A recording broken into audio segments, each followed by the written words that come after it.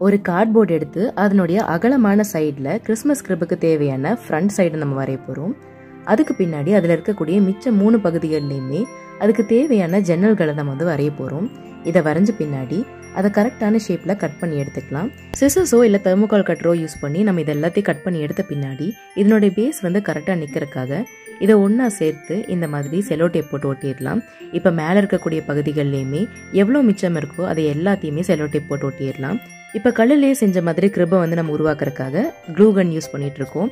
இந்த hot clue use பண்ணி தான் இந்த டிசைன் ஃபுல்லாகவே பண்ணியிருப்போம்.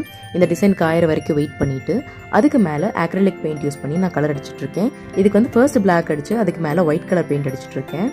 இது ஃபுல்லாக அடிச்சு முடிச்ச பின்னாடி இதோட கூரை பகுதியில் இந்த மாதிரி அன்ஈவனான டிஃப்ரெண்டான சைஸஸ்ல குச்சிகளை அடுக்கி அதுக்கு நடுவில் இருக்கக்கூடிய கேப்ல எல்லாம் காட்டன் ஃபில் பண்ண போறோம். எக்ஸ்ட்ராவா ஸ்னோ எஃபெக்ட்காக கொஞ்சமா ஸ்ப்ரே பெயிண்டிங்கும் பண்றோம். இந்த மாதிரி இன்னும் நிறைய கிரிப் ஐடியாஸ்க்கு நம்ம வீடியோஸ் எல்லாம் பாருங்க.